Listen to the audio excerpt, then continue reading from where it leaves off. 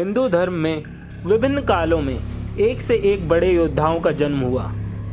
ऐसे ही महान योद्धाओं में एक मेघनाद था। मेघनाद रावण और मंदोदरी का सबसे बड़ा पुत्र था। रावण चाहता था कि उसका पुत्र दुनिया का सबसे बड़ा योद्धा और ज्ञानी हो। इसके लिए ग्रहों का एक निश्चित स्थिति में होना आवश्यक था। रावण स्वयं ही एक बहुत बड़ा ज्योतिष था।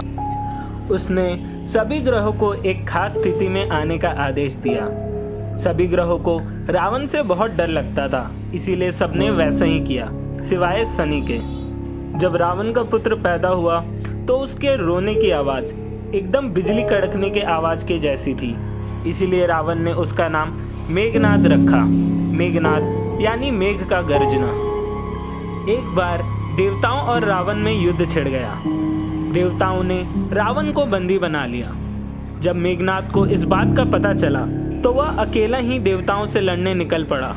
उसने सभी देवताओं को पराजित किया और देवताओं के राजा इंद्र को अपना बंदी बना लिया। इंद्र की आज़ादी के बदले भगवान ब्रह्मा ने मेघनाद से एक वरदान मांगने को कहा। मेघनाद ने भगवान ब्रह्मा से अमरता का वरदान मांगा, परंतु अमरता का वरदान प्रकृति के नियमों के खिलाफ है।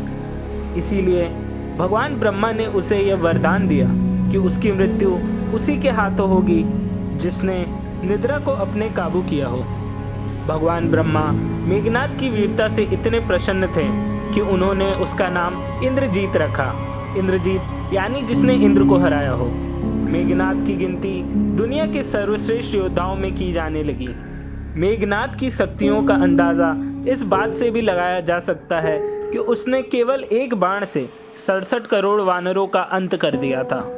रामायण युद्ध के दूसरे दिन मेघनाद ने अपनी श्रेष्ठता को साबित करते हुए भगवान लक्ष्मण को बुरी तरह घायल किया। स्वयं भगवान हनुमान को पूरा पर्वत उठाकर लाना पड़ा, तब जाके भगवान लक्ष्मण की जान बच पाई। युद्ध के तीसरे दिन मेघनाद ने लक्ष्मण पर नागपाश से हमला किया, परंतु उसका कोई भी असर लक्ष्मण पर ना हुआ। अंततः लक्ष्मण ने अंजलिका अस्त्र से मेघनाद की हत्या की।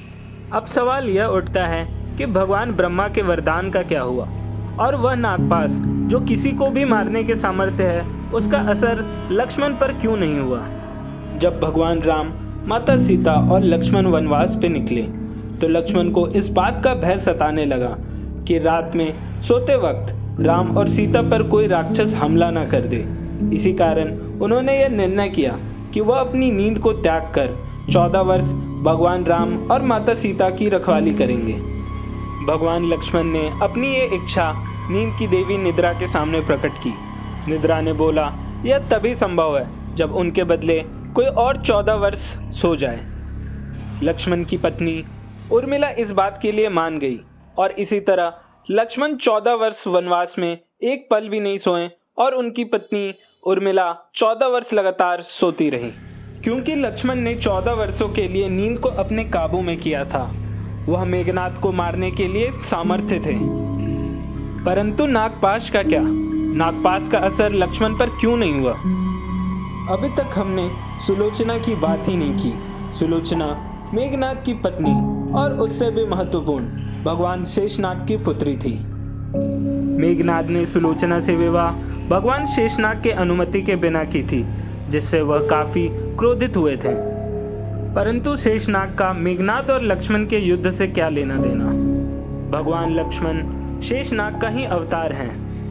नागपाश यानी 10 करोड़ सांपों का समूह, क्योंकि लक्ष्मण साक्षात शेषनाग का रूप थे।